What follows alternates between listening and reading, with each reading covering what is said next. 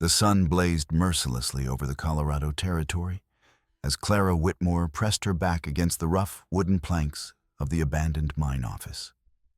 Her two children huddled close beside her.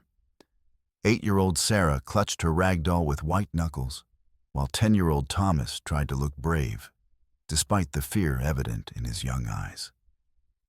The acrid smell of copper dust and dynamite smoke hung heavy in the air. Mixed with something far worse, the stench of greed and corruption that had poisoned their once peaceful town of Cinder Bluff.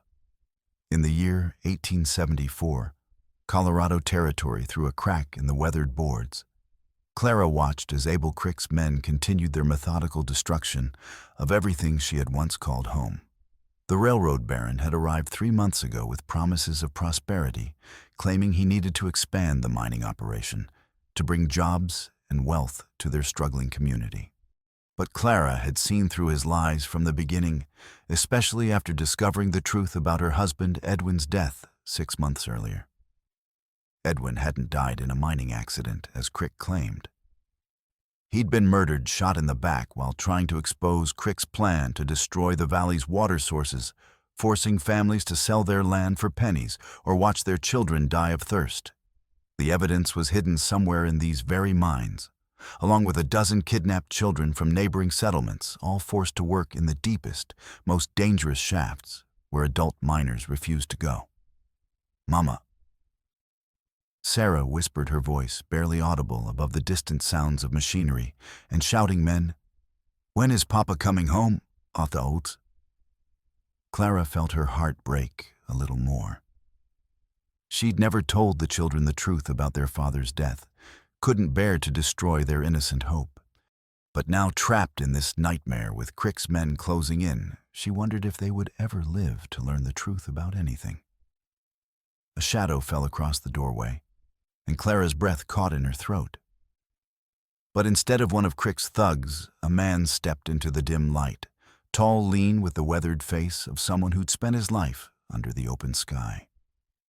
His clothes marked him as Lakota buckskin leggings, a simple cotton shirt, and long black hair tied back with a strip of leather. Most striking were his eyes, dark as a mountain lake, but filled with a combination of determination and barely controlled rage that made Clara instinctively pull her children closer. "You're Edwin Whitmore's widow," he said quietly, his English clear and precise despite the slight accent. It wasn't a question. Clara nodded, not trusting her voice. She'd heard about the Indian who'd been asking questions around town, but she'd never expected to meet him face to face, especially not under these circumstances. "My name is Nayati Standing Bear. Your husband helped my nephew before he died. Now I'm here to help you." He glanced toward the sounds of approaching footsteps. "But we need to move. Now." "Why should I trust you?" Clara whispered, even as she heard the unmistakable sound of Crick's men searching the nearby buildings. Nayati's expression softened slightly as he looked at her children. "Because I made a promise to a dying boy named Tokala, my sister's son. He was one of the children taken to work in the deep mines.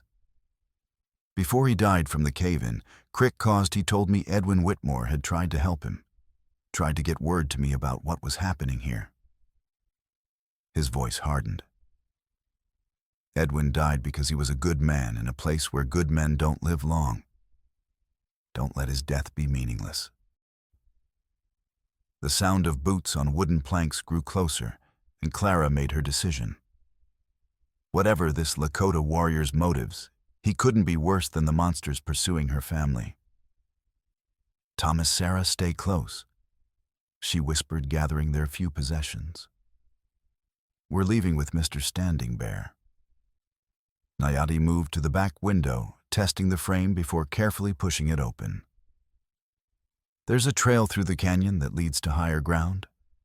Once we're there, I know places where Crick's men can't follow." He helped Thomas through first, then Sarah, his movements gentle despite the urgency of their situation.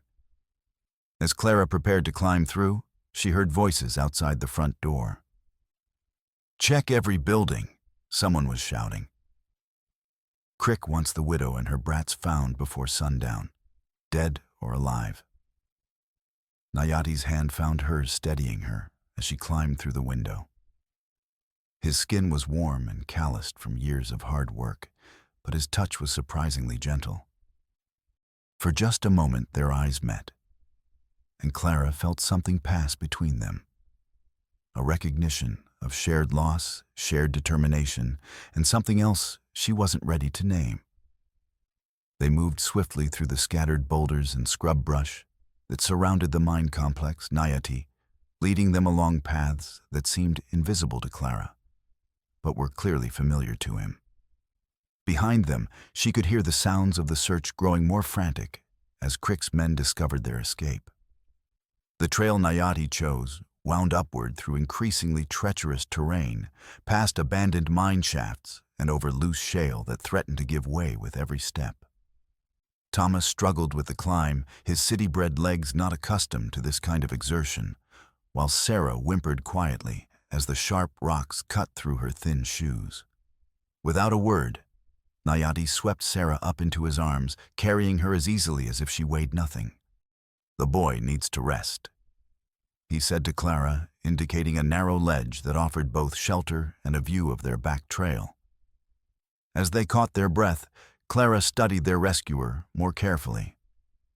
There was something about Nayati that reminded her of Edwin, and the same quiet strength, the same sense of justice that couldn't be compromised.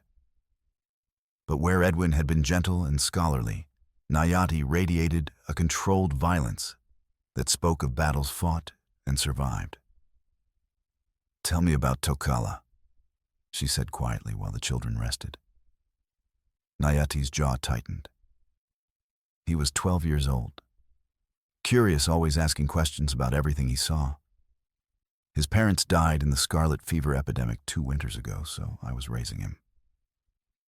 He stared out over the valley below, where smoke still rose from the mining operations. I was away on a hunting trip when Crick's men came to our camp. They said they needed workers for light duties, offered good wages. By the time I returned, 6 children from our band were gone, along with kids from 3 other settlements. Edwin mentioned the missing children in his letters to the territorial governor, Clara said. He was trying to get federal investigators involved. That's why they killed him. Nayati's voice was flat matter-of-fact. But not before he hid evidence that could bring Crick down. Tokala told me Edwin had found documents, payoff records, proof of the kidnappings. He hid them somewhere in the deep mines before they caught him. The sound of distant gunshots echoed up from the valley, followed by shouting. Crick's men were getting closer. "How do you know all this?" Clara asked as they prepared to move again. "Because I spent 2 weeks getting into those mines and another week getting Tokala out before he died." Nayati's eyes met hers, and she saw the depth of his pain. "He lived just long enough to tell me what he'd learned, and to make me promise I'd find Edwin's widow and children." They resumed climbing, moving higher into the mountains, as the afternoon sun beat down relentlessly.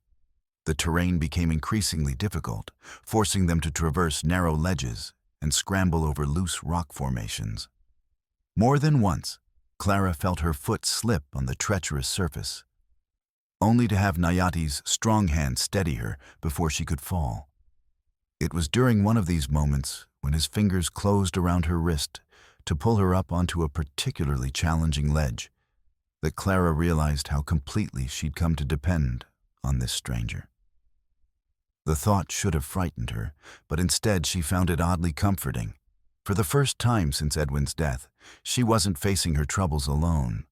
As the sun began to set, painting the canyon walls in shades of gold and crimson, they reached what Nayati called a safe place. A hidden cave carved into the mountainside by centuries of wind and water. The entrance was barely visible from below, concealed by an overhang of rock and a curtain of hardy desert plants. Inside, the cave opened into a surprisingly spacious chamber, with a small pool of clear water fed by an underground spring. Ancient pictographs decorated the walls, and the remains of old campfires suggested this refuge had been used by travelers for generations. "We'll be safe here tonight," Nayati said, gathering dry wood from a pile that had obviously been maintained by previous visitors. "Crick's men won't find this place, and even if they did, there's only one way in." As he built a small, smokeless fire using techniques Clara had never seen before, she helped the children settle on beds of pine boughs and salvaged blankets. Thomas was trying to maintain his brave facade, but she could see the exhaustion and fear in his young face. Sarah had fallen asleep almost immediately, her small body finally succumbing to the stress of their harrowing escape. "Tell me about your husband," Nayati said quietly, once the children were settled. "Takala spoke of him with respect, which isn't something my nephew gave easily to white men." Clara stared into the flickering flames, remembering. "Edwin was a teacher before we came west. He believed education could solve any problem, that reason and justice would always triumph over greed and violence." She smiled sadly. "He was naive in many ways, but he was also the best man I've ever known. When he learned about the missing children, he couldn't just stand by and do nothing." "What made him come to Colorado?" "Adventure partly, but mostly he wanted to build something better for Thomas and Sarah. He'd heard about the opportunities in mining towns, thought he could start a school, maybe become a territorial administrator." Clara's voice grew bitter. "Instead, he found Abel Crick." Nayati nodded grimly. "Crick is like a poison that spreads wherever it touches. First, he corrupts the local officials, then he destroys anyone who might oppose him. Your husband wasn't the first good man he's killed, and he won't be the last unless someone stops him." "And you think you can stop him?" "I think we can stop him," Nayati corrected. "You know this town, you know which people might be willing to help. I know the mountains, and I know how to fight. Together, we might have a chance." Clara studied his face in the firelight, noting the scars that marked his hands and arms, evidence of a life lived on the dangerous edge of frontier survival. "What happens after we stop Crick, assuming we can?" "Then you and your children will be free to build the life Edwin wanted for you." Nayati poked at the fire with a stick, sending sparks spiraling upward. "And I'll go back to what's left of my people and try to help them survive what's coming."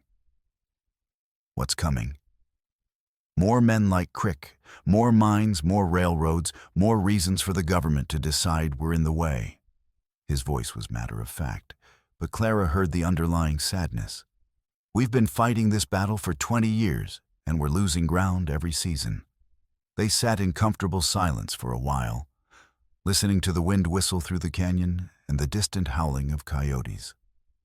Despite the danger they faced, despite the uncertainty of their situation, Clara felt more at peace than she had in months. There was something about Nayati's presence that made her feel protected, but more than that, he made her feel like she wasn't facing the world's cruelty alone. "I need to ask you something," she said finally. "When we go back down there tomorrow, what are we really walking into?" Nayati met her eyes across the fire. "A war. Crick has at least 20 men, maybe more. They control the mines, the railroad depot, and most of the businesses in town. The territorial marshal is either bought off or dead, probably both. If we're going to save those children and bring Crick to justice, we'll have to do it ourselves. And if we fail, then we die fighting for something worthwhile," he said simply. "Which is better than most people get to choose." Clara nodded, accepting the brutal honesty of their situation. "Then we'd better not fail." As she settled down to sleep beside her children, using her shawl as a blanket, and pillowing her head on her arm, Clara found herself watching Nayati as he took the first watch. He sat near the cave entrance, rifle across his knees, alert to every sound from the darkness outside. In the dim glow of the dying fire, He looked like something from one of the adventure stories Thomas loved to read, a warrior from another time, shaped by hardship into something both dangerous and noble. For the first time since Edwin's death, Clara allowed herself to feel something other than grief and fear. She wouldn't call it hope, not yet, but it was something close. Tomorrow they would descend back into the valley of death and corruption that Cinder Bluff had become. But they wouldn't go alone, and they wouldn't go unprepared. As sleep finally claimed her, Clara's last conscious thought was of Nayate's words. We can stop him. In the morning, they would find out if faith and determination were enough to overcome the evil that had taken root in their small corner of the world. The sound of distant explosions woke Clara before dawn, rumbling through the mountain like the growl of some enormous beast. Nayate was already moving, checking his weapons and gathering their supplies with the efficiency of a man accustomed to mortal danger. What's happening? She asked, noting the grim expression on his face. Crick's blasting new shafts in the deep mines, he replied, helping to wake the children. Which means he's moving faster than I expected. We need to get down there today, or those children won't survive another cave-in. They descended through the gray pre-dawn light, following hidden trails that seemed to exist only in Nayate's memory. The path was even more treacherous. Then their ascent had been complicated by loose rock and unexpected drop-offs that forced them to move slowly, despite their urgency. It was during this descent that Clara began to truly understand the depth of Nayate's knowledge of this harsh landscape. He seemed to read the terrain the way Edwin had read books instinctively, understanding which rocks would hold their weight, which paths would provide cover from observation, which sounds belonged to the mountains, and which represented danger. More than once he caught her when she stumbled, his strong hands steadying her before she could fall. Each time their eyes met, Clara felt that strange flutter in her chest that she'd been trying to ignore. It wasn't just gratitude, though. She certainly felt that. It was something deeper, more complicated, a recognition that this man represented everything Edwin had tried to be, but had lacked the hardness to achieve. There, Nayate said, when they reached a vantage point overlooking Cinder Bluff. You can see what he's done to your town. Clara gasped at the devastation spread below them. Where once there had been neat rows of houses and businesses, now there was only organized chaos. Most of the residential buildings had been demolished to make way for expanded mining operations, leaving only a few structures that served Crick's purposes: a company store, a saloon for his men, and a series of barracks that looked more like prison blocks than worker housing. The mines themselves had grown into a vast complex of shafts, stamp mill and smelter by the headframe, and ore carts and railroad spurs that scarred the landscape like an infected wound. Smoke rose from a dozen different sources, creating a perpetual haze that seemed to trap the heat and dust into a suffocating blanket over the entire valley. Dear God, Clara whispered. What happened to all the people? Some ran when they realized what was coming. Others. Nayate pointed to a section of the complex where armed guards patrolled constantly. Others are being held as workers until they die or become too weak to be useful. Thomas, who had been listening with the intensity that only children could muster, spoke up. Are the missing kids down there? Some of them, Nayate confirmed grimly. In the deepest shafts where the work is too dangerous for adults. Crick doesn't care if they live or die, as long as he can extract every ounce of copper before the mountain collapses. Sarah started to cry, quietly, overwhelmed by the scope of the destruction. Clara pulled her daughter close, but she was fighting her own despair. How could 3 adults and 2 children hope to stop something this vast and well-organized? As if reading her thoughts, Nayate pointed to a building she recognized, the old railroad depot where Silas Merrick had worked as station manager. There are still people in town who oppose Crick, but they're afraid to act alone. If we can reach them, coordinate our efforts, Silas is still alive. Clara felt a surge of hope. Edwin had respected the older man's judgment and integrity. As of 3 days ago, yes. He's been organizing quiet resistance, helping families escape, when he can documenting Crick's crimes for the territorial authorities. Nayati's expression darkened. But Crick suspects him. It's only a matter of time before suspicion becomes action. They spent the morning observing the mining complex, noting guard rotations, identifying potential entry points, and planning their approach. Clara was amazed by Nayati's tactical awareness. He seemed to catalog every detail of the enemy's operations, while simultaneously planning contingencies for a dozen different scenarios. The children are being held in Shaft 7. He explained, sketching a rough map in the dirt with a stick. It's the deepest and most dangerous, which is why Crick uses it for punishment duty. The entrance is here, but there are guards posted constantly. How do you know all this? Clara asked. Because I've been watching for 2 weeks, and because I managed to get inside once before. His voice grew heavy with grief. That's when I tried to rescue Takala. I got him out, but not before the work had damaged his lungs beyond healing. Clara reached out instinctively, covering his scarred hand with her own. The contact sent a shock of awareness through both of them, a recognition of shared pain, shared determination, and something deeper that neither was ready to acknowledge. We'll get them out, she said firmly. All of them. Even if it costs us our lives.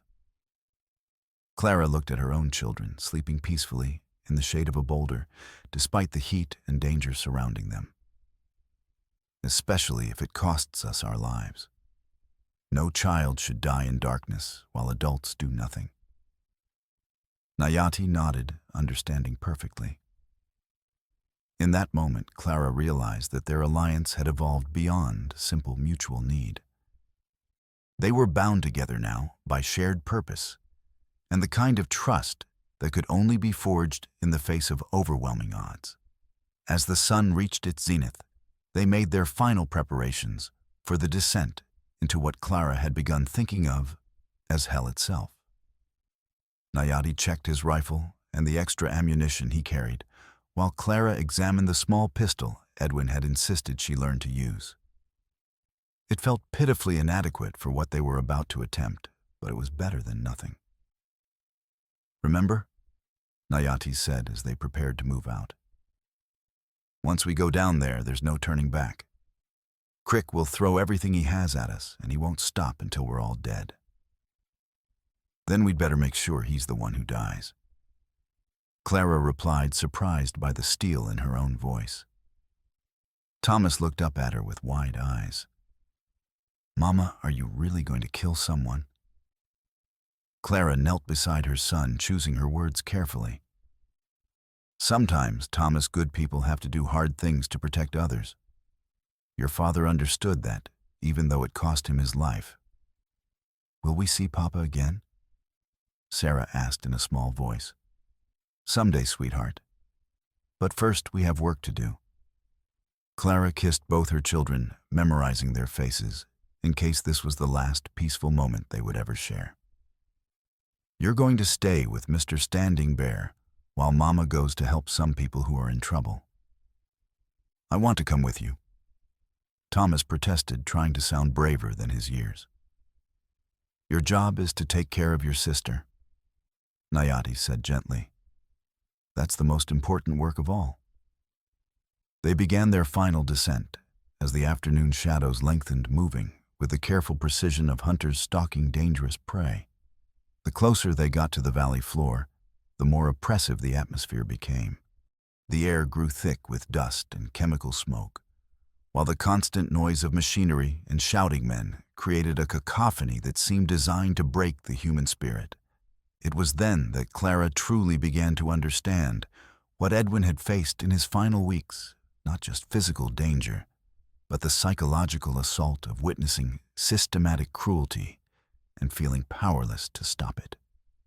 The knowledge that her husband had died trying to fight this evil filled her with a mixture of pride and rage that gave her strength she hadn't known she possessed. "There," Nayati whispered, pointing to a building near the edge of the complex. "That's where we'll find Silas."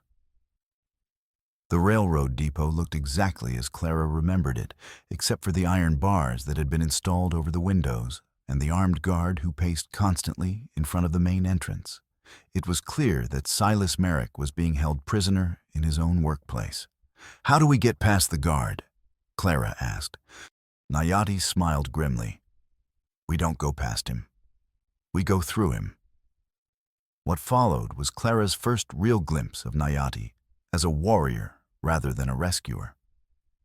Moving with liquid silence, he approached the guard from behind, covering the man's mouth with one hand, while the other found pressure points that rendered him unconscious within seconds.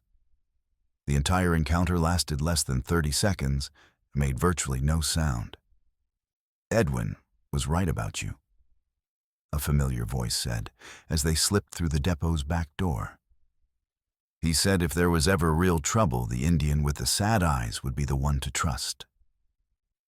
Silas Merrick looked older than Clara remembered, his hair white and his face deeply lined by worry and grief.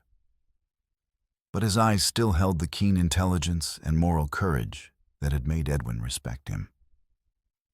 "Silas," Clara breathed, embracing the older man briefly. "I thought you might be dead." "Not yet, though. Crick's working on it." Silas glanced toward Nayati with a mixture of gratitude and curiosity. "You must be Standing Bear. Edwin spoke of you often in his final days." "What did he tell you?" Nayati asked. "That you were the only man in the territory who might be both willing and able to stop what's happening here." Silas moved to a large desk covered with papers and maps. "He also said you'd need this when the time came." From a hidden compartment in the desk, Silas withdrew a leather portfolio bound with string. "Edwin's evidence. Financial records showing payments from the railroad to territorial officials, documentation of the kidnappings, proof that the mining accidents were deliberately caused to silence potential witnesses." Clara opened the portfolio with trembling hands, recognizing Edwin's careful handwriting on page after page of meticulous documentation. Her husband had risked everything to gather this evidence, and ultimately paid with his life to keep it from falling into Crick's hands. "There's more," Silas continued. "Names of officials in Denver who aren't on Crick's payroll, families willing to testify about missing children, evidence of safety violations that cost dozens of lives." His voice grew heavy. "Everything needed to bring federal charges if we can get it to the right people. First, we get those children out," Nayati said firmly. "Then we worry about justice for the dead." Silas nodded. "The rescue has to happen tonight. Crick's planning to seal Shaft 7 tomorrow morning with the children still inside. He's decided they know too much to ever be allowed to live." The brutal reality of their timeline hit Clara like a physical blow. They had perhaps 6 hours to organize a rescue operation that would have challenged a military unit, and they were 3 adults with limited weapons and no backup plan. "Tell us everything," she said, settling beside the desk to study Edwin's maps and notes. "Every detail that might help us save those children." As Silas began to outline the layout of the mining complex, the guard rotations, and the specific challenges of Shaft 7, Clara found herself thinking not just as a desperate mother, but as Edwin's partner in this final mission. Her husband had died to gather this intelligence. She would not let his sacrifice be meaningless. The plan they developed over the next hour was audacious, dangerous, and probably doomed to failure. But it was also the only chance those children had. And Clara had learned that sometimes impossible odds were just another name for moral clarity. "Remember," Nayati said, as they prepared to leave the depot, "once we start this, Crick will hunt us to the ends of the earth. There's no going back to a normal life after tonight. Clara thought about Edwin, about Tokala, about all the children trapped in darkness, while evil men profited from their suffering. Then we'd better make sure it's a night worth remembering. As they slipped back into the maze of mining equipment and industrial chaos that Cinder Bluff had become, Clara felt the last of her old life falling away. She was no longer just Edwin Whitmore's widow or Thomas and Sarah's mother. She was a woman at war fighting for the soul of her community and the lives of innocents. And for the first time since her husband's death, she felt truly alive. The approach to Shaft 7 required them to cross nearly half a mile of open ground under the cover of darkness, avoiding lanterns, guard patrols, and the various mechanical hazards that made the mining complex as dangerous to navigate as a battlefield. Clara had never imagined that industrial equipment could seem so menacing. Every shadow might conceal an enemy, every sound might signal their discovery. Nayati moved through this mechanical maze with the same instinctive grace he'd shown in the mountains, reading the rhythms of the machinery and the patterns of the guards with an almost supernatural awareness. Clara found herself following not just his physical movements, but his mental approach to danger, the way he anticipated problems before they developed, the way he always seemed to have an alternative route planned before the primary path proved blocked. It was during one of their brief stops pressed against the side of a massive ore stamp battery, while a patrol passed just yards away, that Clara became acutely aware of Nayati's physical presence beside her. She could feel the warmth of his body, smell the combination of leather and pine smoke that seemed to cling to his clothes, hear the controlled rhythm of his breathing as he fought to remain silent despite the obvious pain in his injured leg. When he turned to signal that it was safe to continue, their faces were suddenly inches apart in the darkness. For just a moment, time seemed suspended as they looked into each other's eyes. Clara saw reflected there her own mixture of fear, determination, and something deeper, a recognition that whatever happened tonight, they had found in each other something precious and rare. The moment passed as Nayati moved away, but its impact lingered as they continued toward their objective. Clara realized that somewhere in the space of 2 days, her feelings toward this Lakota warrior had evolved from gratitude to something much more complex and dangerous. She was falling in love with him, and the timing couldn't have been worse. Shaft 7 proved to be even more heavily guarded than Silas had indicated.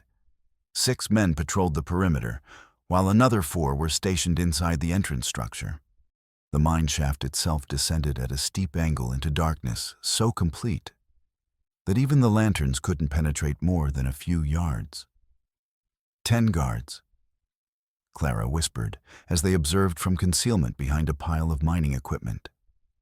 How do we get past 10 armed men? We don't, Nayati replied grimly. We go through them. What followed was Clara's introduction to warfare, as conducted by someone who'd learned to fight for survival rather than glory. Nayati didn't attack the guards directly. Instead, he began a campaign of systematic harassment designed to divide their attention and draw them away from the shaft entrance. A rock thrown from the darkness brought 2 guards to investigate a suspicious sound. A brief noise from the opposite direction sent 2 more away from their posts. When the remaining guards tried to regroup, they found themselves facing not a frontal assault, but a series of individual encounters with an enemy who seemed to materialize from shadows and disappear just as quickly. Clara's role was to provide distraction and covering fire when needed, but also to observe and learn. She watched as Nayati used the guards' own weapons against them, turning their superior firepower into a liability by forcing them to fight in close quarters where rifles became clumsy and accuracy was compromised by darkness and confusion. By the time the last guard fell, Clara had begun to understand why the army had struggled for decades to defeat warriors like Nayati. They weren't just fighting men. They were fighting ghosts who used the landscape itself as a weapon. Stay here and watch for reinforcements, Nayati instructed as he prepared to descend into the mine shaft. "If Crick's men come before I return with the children, I'll hold them as long as I can," Clara finished. "But Nayati, if something happens to you down there, then you take your children and run," he said firmly. "Promise me." Clara nodded, though they both knew it was a lie. If Nayati died in that shaft, she would follow him down, rather than abandon the trapped children to their fate. The descent into Shaft 7 was like entering a vision of hell crafted specifically to break the human spirit. The air grew thicker and more poisonous with every step, while the walls seemed to press inward as if the mountain itself were trying to crush anything that dared to violate its depths.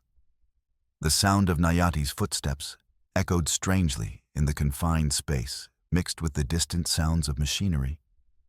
And something else, the faint cries of children in distress.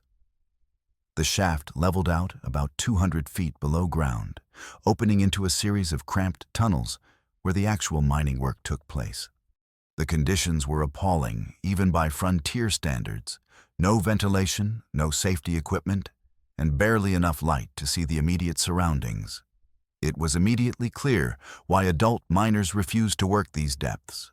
No amount of money was worth dying in such conditions. Nayati found the children in a side tunnel that had been carved out just wide enough for small bodies to maneuver. 11 kids ranging in age from about 8 to 14, all of them showing the effects of weeks or months of brutal labor and inadequate food. Their faces were streaked with copper dust, and tears their clothes little more than rags, their eyes holding the hollow look of people who'd given up hope of rescue. "My name is Nayati," he said quietly in English, then repeated it in Lakota for the 3 native children in the group. "I knew Tokala. He sent me to bring you home." The mention of Tokala's name had an electrifying effect on the children. Several began to cry, not from despair this time, but from the overwhelming relief of finally being believed, finally being seen as worth saving. "Can you walk?" Nayati asked the group. "We have to move quickly, and I can't carry everyone." A boy who looked to be about 12 stepped forward. Despite his size and obvious exhaustion, he carried himself with the dignity of someone who'd been taking care of the younger children. "We can walk," he said.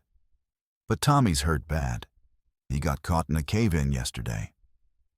Nayati examined the injured boy, a thin child with sandy hair, who was obviously in severe pain. Internal injuries, probably broken ribs, definitely not capable of making the climb to surface level without help. "I'll carry him," Nayati decided. "But that means you older children will have to help the younger ones. Can you do that?" "Yes, sir," the 12-year-old replied. "We've been taking care of each other down here. We can make it." The evacuation of 11 children from a mine shaft, under the best of circumstances, would have been challenging. Doing it while avoiding detection by hostile guards in darkness, with one child seriously injured and several others barely strong enough to climb, was virtually impossible. But Nayati had learned long ago that impossible was just another word for something that required total commitment and perfect execution. They made it halfway to the surface before the first explosion echoed through the tunnels. "They're sealing the shaft," one of the older children whispered in terror. "They're going to bury us alive." "No," Nayati said firmly, though he could hear the sound of dynamite charges being placed above them. "We're getting out of here. All of us." What followed was a desperate race against time and collapsing tunnels as Crick's men attempted to entomb both the evidence of their crimes and the only witnesses who could testify against them. Nayati pushed the children harder than he wanted to, knowing that compassion would kill them all if they didn't reach the surface before the final charges detonated. They emerged from Shaft 7 just as Clara was beginning to fear the worst. The sight of Nayati carrying the injured boy while leading a line of rescued children was almost too much for her emotional control. These were the innocents Edwin had died trying to save, and now they were free. But their escape had not gone unnoticed.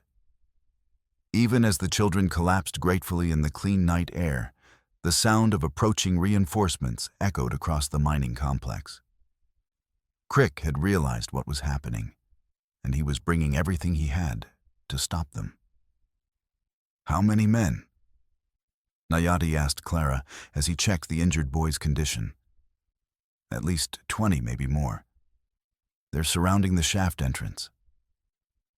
Clara's voice was steady despite the fear she felt. "We're trapped."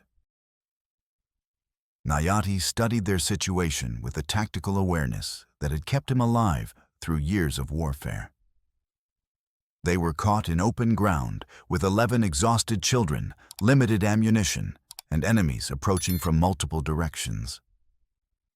By any rational assessment, they were doomed. But Nayati Standing Bear had never been particularly rational when it came to protecting innocents. "There's another way out," he said finally. "The old railroad bridge that crosses Copper Creek. It's unstable, probably hasn't been maintained in years, but it leads to high ground on the other side of the valley." Clara remembered the bridge from her early days in Cinderbluff, a narrow wooden structure that had been abandoned when the railroad rerouted its tracks closer to the mining operations. Even when it was new, the bridge had been considered dangerous. After years of neglect. "Can it support our weight?" she asked. "I don't know," Nayati admitted. "But it's the only chance we have. Master, getting 13 people across nearly a mile of hostile territory to reach an abandoned bridge that might collapse under their weight was not a plan that inspired confidence. But as the sounds of pursuit grew closer and muzzle flashes began to light up the darkness around them, it became their only option. The journey to Copper Creek was a nightmare of running battles and narrow escapes. Nayati and Clara took turns providing covering fire, while the others shepherded the children through the maze of mining equipment and industrial debris that littered the landscape. Several times they barely avoided being caught in crossfires as Crick's men tried to surround them. It was during one of these firefights that Clara truly understood what Edwin had seen in Nayati Standing Bear. This wasn't just a man seeking revenge for his nephew's death. This was someone who dedicated his life to protecting others, regardless of the personal cost. Every decision he made, every risk he took, was calculated not for his own survival, but for the safety of the children they were trying to save. The railroad bridge, when they finally reached it, was even worse than Clara had feared. The wooden structure stretched across a gorge carved by centuries of spring floods, its planks warped and split by weather, its support beams sagging ominously. The creek below was reduced to a trickle by the summer drought, but the rocks at the bottom looked sharp enough to kill anyone unlucky enough to fall. "We'll have to go one at a time," Nayati decided after examining the bridge's condition. "The older children first, then the younger ones, then Clara and me with Tommy." "What if it doesn't hold?" one of the girls asked. "Then we'll find another way," Nayati replied with a confidence Clara knew he didn't feel. "But we're not giving up now." The first child across was the 12-year-old boy who'd emerged as the group's natural leader. He moved slowly and carefully, testing each plank before putting his full weight on it. Several boards creaked ominously, and one actually cracked under his feet, but he made it safely to the other side. One by one, the children followed. Each crossing seemed to weaken the bridge further, and Clara could see that the support cables were beginning to fray under the stress. By the time it was her turn to cross, she was genuinely unsure whether the structure would survive one more person. Halfway across with the injured boy in her arms, while Nayati provided cover from behind, Clara felt the bridge begin to sway alarmingly. A support cable snapped with a sound like a gunshot, and suddenly she was fighting for balance on a structure that was coming apart beneath her feet. "Don't stop!" Nayati shouted from behind her. "Keep moving!" Clara forced herself forward despite the terror of feeling the bridge disintegrate with every step. Another cable parted, then another, and suddenly she was running across planks that were held in place more by inertia than by any structural integrity. She made it to the other side, just as a section of the bridge collapsed completely, taking with it any possibility of pursuit by Crick's men. But Nayati was still on the other side, trapped between the collapsed bridge and the approaching enemy. "Go!" he shouted across the widening gap. "Take the children and get to safety." "I'm not leaving without you," Clara shouted back, though she knew there was nothing she could do to help him. What happened next would be burned into Clara's memory for the rest of her life. Rather than surrender or try to fight impossible odds, Nayati did something that defied both logic and self-preservation. He backed up 50 yards, then ran toward the gorge at full speed, launching himself across the gap where the bridge had been. For a moment that seemed to last forever, he hung suspended in empty air, his body stretched to its limits as he fought to reach the opposite side. Clara watched in terror and amazement as he slammed into the rocky cliff face on her side of the gorge, his hands scrabbling for purchase on stone and roots, while his legs dangled over the deadly drop. "Help me," Clara called to the older children, and together they managed to pull Nayati up to safety just as gunshots began to echo from the other side of the gorge. "Is everyone here?" Nayati gasped, struggling to catch his breath after his desperate leap. Clara quickly counted heads relief flooding through her as she confirmed that all 11 rescued children were present and accounted for. They were bruised, exhausted, and traumatized, but they were alive and free. "Now what?" she asked as they helped the injured boy find a comfortable position among the rocks. "Now we disappear," Nayati replied, studying the terrain ahead of them. "Crick will bring in trackers, probably some of his railroad men who know this country. We need to be somewhere they can't follow by the time the sun comes up." The march that followed tested everyone's endurance to the breaking point. Nayati led them through terrain that seemed designed by nature to be as difficult as possible rocky slopes, that offered no secure footing, dense thickets that tore at their clothes, and skin creek beds that turned into muddy quagmires that sucked at their feet with every step. But Clara began to understand that Nayati wasn't just trying to escape their pursuers. He was leading them toward something specific. His route choices were too deliberate, too purposeful to be random. He had a destination in mind, and every seemingly impossible climb or treacherous passage was bringing them closer to it. They reached their objective just as the first light of dawn began to paint the eastern mountains in shades of gold and rose. It was another hidden cave, larger than the one where they'd spent their first night together, with multiple chambers and what appeared to be a reliable water source. More importantly, it was already occupied. Nayati, the voice, belonged to an elderly Lakota woman who emerged from the cave's depths, like a spirit materializing from stone. "You brought them home." "Grandmother," Nayati replied, embracing the old woman with obvious relief and affection. "Are the others here?" "We are all here," she confirmed. "The children from our band and some of the families from the other settlements. We have been waiting." What followed was an emotional reunion that brought tears to Clara's eyes. The rescued children were embraced by family members they'd feared they would never see again, while those who had no family left were welcomed into the extended community with a warmth that made survival possible in harsh circumstances. Clara found herself standing slightly apart from the celebration, suddenly aware that she and her own children were outsiders in this gathering of people bound together by shared culture and common tragedy. They had been allies in the rescue, but now that it was accomplished, she wondered if there was still a place for them in Nayati's world. "You're thinking too much," Nayati said quietly, appearing beside her with that uncanny ability he had to read her emotional state. "I'm thinking about what happens next," Clara replied. "These people are your family, your responsibility. My children and I, we don't belong here. You belong wherever you choose to be, Nayati said firmly. The children you helped rescue don't care about the color of your skin or the language you speak. They care that you risked your life to save them. And what about you? Clara asked finally, voicing the question that had been growing in her mind throughout their ordeal. What do you care about? Nayati was quiet for a long moment, staring out over the valley where smoke still rose from the mining operations that had caused so much suffering.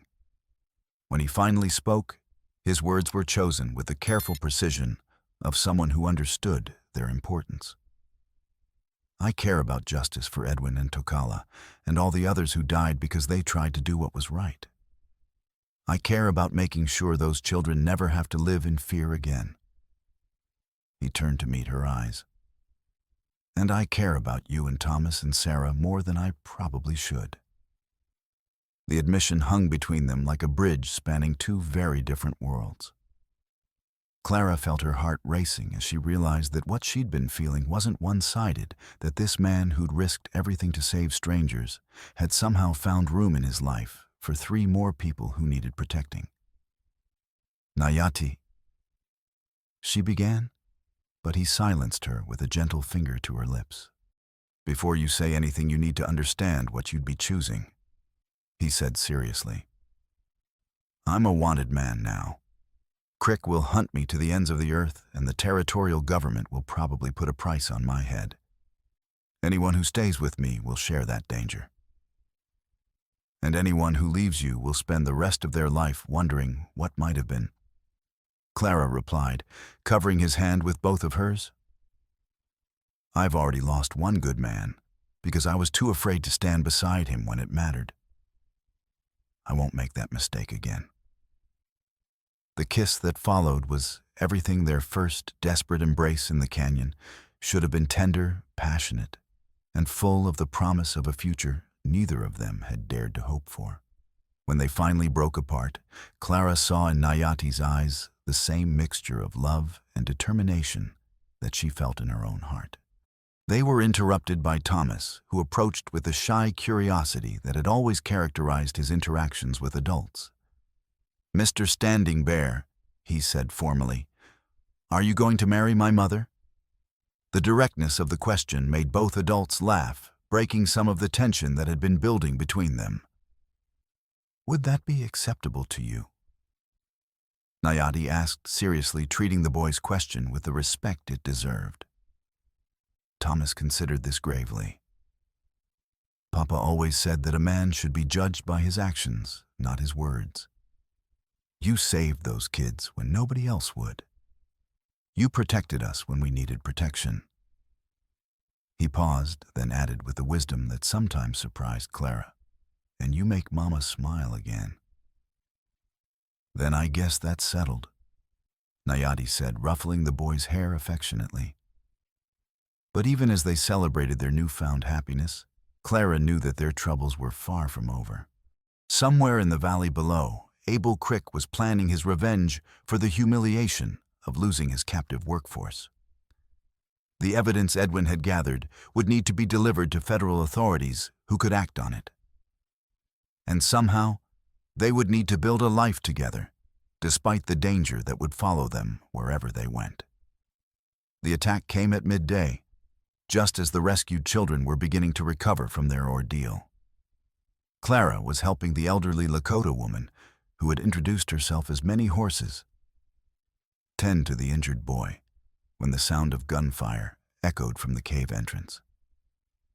Stay with the children, Nayati ordered, grabbing his rifle and moving toward the sound of battle. Don't let anyone leave this chamber. What followed was Clara's introduction to warfare as conducted by people fighting for their very survival. The cave's narrow entrance became a bottleneck that prevented Crick's men from using their superior numbers effectively, while the defenders used their knowledge of the terrain to create overlapping fields of fire that turned every approach into a killing ground. But it quickly became clear that this was more than just another skirmish. Crick had brought at least 30 men, possibly more, and they were equipped with enough supplies to maintain a siege for days, if necessary. The defenders had limited ammunition and no way to call for help. "He's trying to starve us out." Many horses observed grimly as the initial assault was repelled. "He knows we can't fight indefinitely." Clara realized that once again they faced an impossible situation that would require desperate measures to resolve. But this time, she wasn't just a victim hoping for rescue. She was part of a community that would stand or fall together based on the choices they made in the next few hours. "There has to be another way out of here," she said to many horses. "These caves are part of a larger system, aren't they?" The old woman's eyes lit up with understanding. "Yes, but the passages are narrow, dangerous. It would take someone small and brave to guide the children through." "Then that's what we'll do," Clara decided. "While the men hold the entrance, we'll evacuate the children through the back passages." What followed was a desperate game of hide and seek, played in absolute darkness through caves that seemed designed to trap and kill anyone foolish enough to enter them. Clara led the first group of children, following many horses' whispered directions, through passages so narrow they had to crawl on their hands and knees over underground streams that threatened to sweep them away, around chasms that dropped into unknowable depths. The journey seemed to last forever, punctuated by the distant sounds of gunfire and the terrified whimpering of children who'd already endured more trauma than most adults could handle. More than once, Clara wondered if they were simply trading one form of death for another. But eventually, impossibly, they emerged into daylight on a hillside nearly 2 miles from the cave entrance. The children collapsed gratefully in the sunshine, crying with relief and exhaustion, while Clara tried to process the fact that they'd actually succeeded in the first phase of their escape. "We have to go back," she told many horses. "There are still children in the caves, and the men are trapped. The passages will only support one more trip," the old woman warned. "The children we brought through have already weakened some of the supports. Another group, and the whole system might collapse." Clara made the hardest decision of her life. "Then we get everyone out in one trip. All the remaining children, plus Nayati and the other defenders." "That's impossible. There are too many people, and some of the passages won't support adult weight." "Then we'll find another way," Clara said firmly, "because I'm not leaving anyone behind." The rescue plan that emerged from their desperate brainstorming was so audacious that it probably would have been rejected as impossible under any other circumstances. But with Crick's men tightening their siege and ammunition running low among the defenders, audacious was their only option. Clara would return through the cave system alone, carrying enough explosives salvaged from the mining equipment to create a major distraction. While Crick's men were dealing with the explosion, Nayati and the other defenders would lead the remaining children through the caves to safety. It was a plan that required perfect timing, enormous luck, and a willingness to accept that not everyone might survive. But it was also their only chance to save the innocents who'd already suffered so much. The return journey through the caves was even more harrowing than the first trip, complicated by the additional weight of the explosives and the knowledge that structural damage from the previous passages made every step potentially fatal. Clara found herself moving through darkness so complete that she couldn't see her own hands, guided only by memory and the faint current of air that indicated the direction of the main cave system. She emerged into the main chamber just as Nayati was preparing to make what he obviously considered a final stand against overwhelming odds. The relief in his eyes when he saw her was almost too much for Clara's emotional control. "I thought you were safe," he said, embracing her briefly, before returning his attention to the cave entrance where muzzle flashes indicated ongoing combat. "I was safe," Clara replied, showing him the explosives. "But safe isn't enough when the people you love are in danger." The final battle for the cave system was everything Clara had feared and more. Crick's men, frustrated by their inability to dislodge the defenders through conventional assault, had begun using dynamite to try to collapse the cave entrance. Each explosion brought down more rock and made the defenders' position more precarious. It was clear that they had minutes, not hours, before their position became completely untenable. Now or never, Clara said, activating the fuse on her improvised explosive device. The explosion, when it came, was far larger than anyone had expected. Clara's charges, combined with the unstable mining dynamite that Crick's men had been using, created a chain reaction that brought down half the mountainside. The concussion knocked everyone in the cave system off their feet, while the sound echoed across the entire valley like the voice of an angry god. In the chaos that followed, the evacuation proceeded exactly as planned. The remaining children and adults fled through the cave passages, while Crick's men struggled to deal with the aftermath of an explosion that had probably been visible from 50 miles away. They emerged into daylight to find a scene of devastation that exceeded anything Clara had imagined. The explosion had not only destroyed Crick's siege, but had also triggered landslides that blocked several of the mining company's access roads. More importantly, the blast had been large enough to attract attention from throughout the territory, including the U.S. deputy marshals who'd been investigating reports of corruption and kidnapping. As Clara watched a column of uniformed riders approaching from the direction of the territorial capital, she realized that their desperate fight for survival had accidentally become something much larger. A public confrontation that would force the authorities to take action against Crick's criminal enterprise. "Is it over?" Thomas asked, appearing at her side with Sarah and several of the other rescued children. "This part is over," Clara replied, pulling her children close while watching Nayati coordinate with the approaching federal officers. "But we still have work to do." The testimony that followed, given to a panel of federal investigators in the ruins of what had once been Cinder Bluff, officially ended Abel Crick's reign of terror in the Colorado Territory. Edwin's carefully documented evidence, combined with the testimony of the rescued children and the physical evidence of the destroyed mining operation, provided more than enough proof to convict Crick and his associates on charges ranging from kidnapping to murder. Crick himself was found 3 days later, trapped in the wreckage of his own mining equipment, barely alive, but completely broken in both body and spirit. He would spend his remaining years in a territorial prison, a broken man who'd learned too late that evil always carries the seeds of its own destruction. But for Clara, the most important outcome wasn't Crick's defeat. It was the opportunity to build something new from the ashes of what had been destroyed. The wedding took place 6 months later on a hillside overlooking the valley, where a new town was slowly taking shape. Clara wore her mother's dress, carefully preserved through all their adventures, while Nayati wore traditional Lakota regalia that had belonged to his grandfather. The ceremony itself blended traditions from both cultures, conducted by a traveling preacher who'd agreed to officiate after hearing their story, and witnessed by a community that included both white settlers and members of Nayati's band. Thomas served as ring bearer, while Sarah carried flowers picked from the meadows where the old mining complex had once stood. "Do you think Papa would approve?" Sarah asked as they prepared for the ceremony. "I think Papa would be proud of all of us," Clara replied, adjusting her daughter's dress.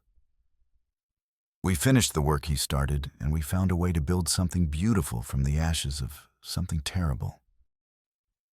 The town that grew up in the valley, officially named Whitmore in Edwin's honor, became something unique in the American West, a community where cultural differences were seen as strengths rather than barriers, where justice was administered fairly regardless of race or background, and where children could grow up without fear of exploitation or violence. Clara and Nayati's house sat on a ridge overlooking the main street, where the sounds of construction and commerce provided a constant reminder that life had returned to a place that had once known only death and despair.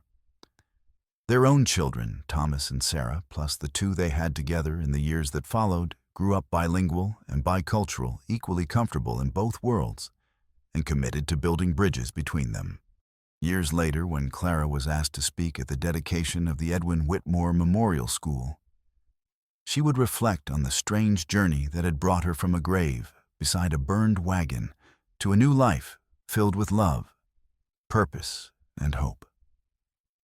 My husband used to say that the measure of a person's life wasn't how long they lived, but how much good they accomplished while they were here, she told the assembled crowd. Edwin died young, but his work lived on through everyone who refused to accept that evil should go unpunished or that innocence should suffer in silence. She looked out over the faces in the crowd, former miners who'd found honest work, rescued children who'd grown into productive adults, families who'd built new lives in a place where cooperation had triumphed over exploitation. He also used to say that the best partnerships were built on shared values and mutual respect. She continued, finding Nayati's eyes in the crowd. I think he would be proud to see what we've all built together. As the ceremony concluded and people began to disperse to their homes and businesses, Clara walked hand in hand with Nayati through the streets of the town that had risen from the ashes of Cinder Bluff. Their children ran ahead chasing fireflies in the gathering dusk, their laughter echoing off buildings that represented hope rather than oppression. Do you ever think about what would have happened if we'd never met? Nayati asked as they paused beside the memorial fountain that marked the site where Edwin had made his final stand against corruption. I try not to, Clara replied, squeezing his hand. Some questions are too dangerous to answer because they make you realize how easily everything good in your life might never have happened. But it did happen, Nayati pointed out. Despite impossible odds, despite every reason to fail, we found each other and built something worth having. Together. Clara added the word, carrying all the weight of shared struggle, shared triumph, and shared love that had brought them to this moment. As they walked toward home through streets filled with the sounds of a community at peace with itself. Clara reflected on the long journey from that first desperate escape through the mountains to this evening of quiet contentment. It had been a path marked by violence and loss, but also by love, and the discovery that ordinary people could accomplish extraordinary things when they refused to accept defeat. Behind them, the memorial fountain continued its gentle murmur, a sound that would forever remind the people of Whitmore that justice once achieved required constant vigilance to maintain. And in the distance, the mountains stood silent and eternal witnesses to both the worst and best of human nature, guardians of a valley where love had triumphed over hate and hope had proven stronger than despair. The story that had begun with a woman's voice calling from beneath the earth had become something larger, a testament to the power of ordinary people to create extraordinary change when they found the courage to stand together against the darkness. And in a house on the ridge overlooking it all, 4 children slept peacefully, dreaming of a future their parents had fought to make possible, secure in the knowledge that they were loved, protected, and free to become whatever their hearts and minds could envision. It was, Clara thought, as she listened to Nayati's breathing settle into the rhythm of peaceful sleep, exactly the kind of ending Edwin would have written for their story. Not perfect, but honest. Not without challenges still to face, but filled with the kind of hope that made every struggle worthwhile. The copper mines were long since closed, their shafts sealed and their machinery removed. But the copper river still flowed through the valley, carrying with it the memory of those who died for justice, and the promise of those who'd lived to see it achieved. And on quiet evenings, when the wind was right, visitors to Whitmore sometimes claimed they could hear echoes from the mountains, not the sounds of machinery or violence, but something softer and more enduring, and the voices of children at play, the laughter of families at peace, and the gentle murmur of water flowing free and clean toward whatever new adventures awaited downstream.